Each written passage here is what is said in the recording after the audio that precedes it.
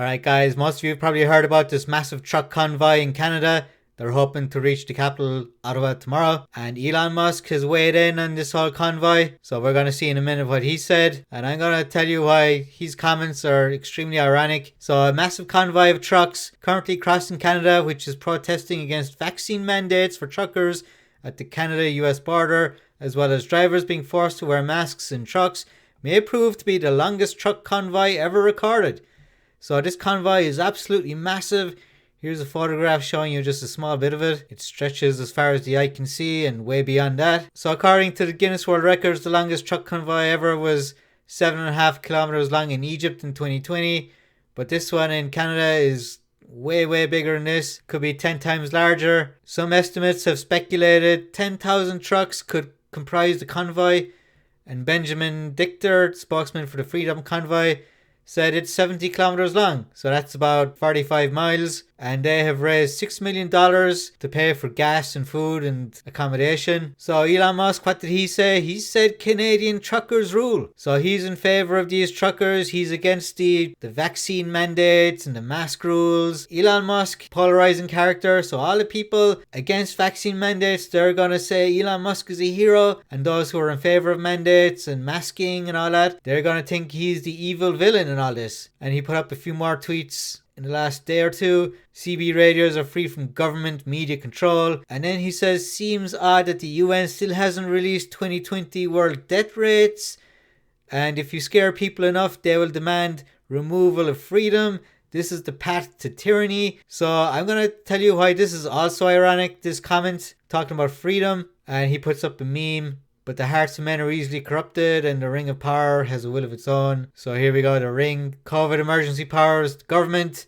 Why shouldn't I keep it? So this meme alludes to government control and not letting up on these mandates and their control over people. And in the darkness, bind them. So Elon Musk, so he has a dog in the fight as far as Canada is concerned. So some of you may not know this, but Musk was born to a Canadian mother and a South African father. So most people know he's South African, but not a lot of people know that he is a citizen of Canada because of his mother. And then he became a US citizen in 2002. So he's a citizen of South Africa, Canada, and the United States. But I'm going to tell you why his support of truckers is totally ironic, because Tesla is on the way to producing self-driving cars and destroying the truck driving industry as far as employees are concerned, because in the future, all cars will be self-driving. At least that's what they're striving towards. So this is Tesla Autopilot. Autopilot is an advanced driver assistance system that enhances safety and convenience behind the wheel.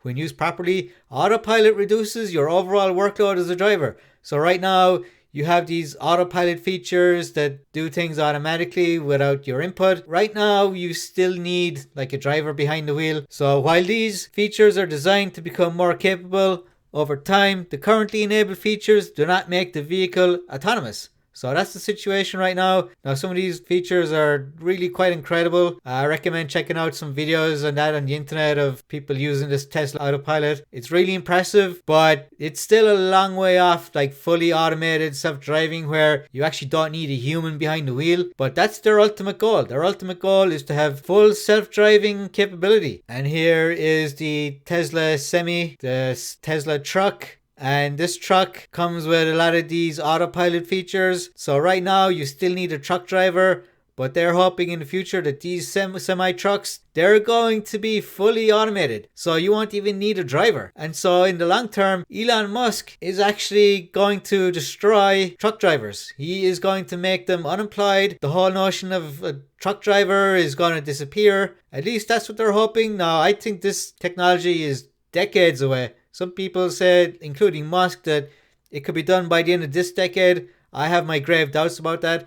But his motive is clear. He wants to destroy truck drivers. And he'll say, well, it's safer. Self-driving vehicles will eventually be safer than human drivers. So if you could get rid of like all the deaths on the road and stuff, that would be great. but it will mean that truck drivers will become extinct, as well as taxi drivers, delivery drivers, and they're all going to be on the dole. They're all going to be out of work. So talking about freedom, Tesla's Xinjiang showroom prompts harsh warning and criticism from the White House press secretary. So Tesla has a new showroom in the region of Xinjiang, China. So Xinjiang, China, this is where the Chinese are accused of having basically concentration camps of Uyghur Muslims, slave labor, all that kind of stuff. Really nasty stuff that flies in the face of freedom. So when you hear Musk talking about the removal of freedom, that's already happening in Xinjiang, China.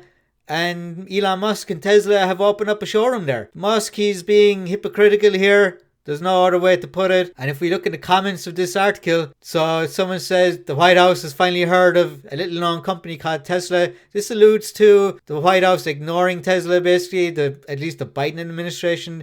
And then this point I've heard people make no mention of Apple and Nike or Ford or GM or Volkswagen. So these are all companies that have operations in Xinjiang, China. They're making a point that the media, they go after Tesla way more so than the legacy car manufacturers, Ford, GM, Volkswagen. Now that's a fair point, but it doesn't take away the fact that Tesla built a massive factory in China recently. And we have the latest, which is the showroom in Xinjiang, where supposedly all this absolutely horrific stuff is happening. And I've heard some absolutely unbelievable stories about Xinjiang and the treatment of Uyghur Muslims. If all these accusations are true, then basically nobody should be dealing with China. What China is doing, if these allegations are true, it's right up there with Nazi Germany. Simple as that. But it's not just self-driving cars. Elon Musk has a company called Neuralink. So understanding the brain, interfacing with the brain, engineering with the brain. So what's Neuralink all about? Neuralink Corporation is a neurotechnology company developing implantable brain-machine interfaces and co-founded by Musk and others. And here Musk says that the long-term goal is to achieve symbiosis with artificial intelligence. So in other words, creating like half human, half robot, androids, whatever you want to call them. This journey where humans are going to directly interact with technology and become the technology, become robots. If this idea doesn't scare you, then I do recommend watching some dystopian sci-fi movies set in the future, because on the one hand, this might have some benefits, but on the other hand, this could be an absolute disaster. And right now, Neuralink, he's pushing the whole idea of helping people with brain injuries and all this kind of stuff, which is all well and good and awesome. But this Neuralink technology, if it develops and gets into the wrong hands, it's going to be a disaster. If it gets into the hands of tyrannical leaders, we're going to see a dystopian future that even the most depressing of sci-fi movies couldn't even predict. And so Elon Musk, I think he could end up waking up one day and asking himself, what have I done? What have I done? And by then it'll be too late. I think he might end up like this guy, Robert Oppenheimer,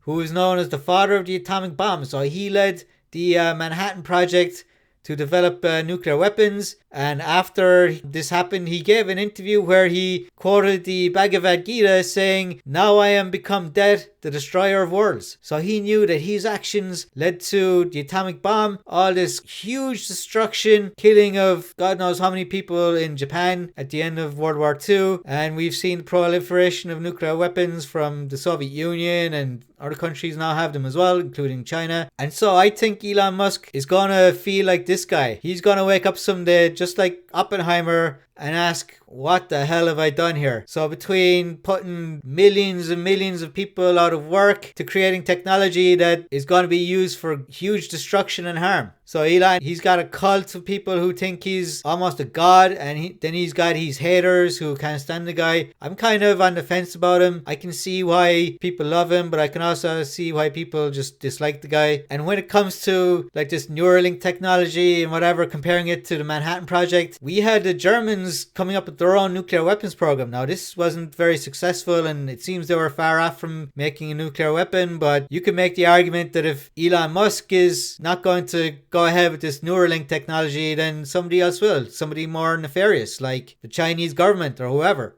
So that's the truck convoy. We're going to see what happens in Ottawa when they arrive. Are they going to stick it out until they get what they want? But we know that Elon Musk is fully behind them.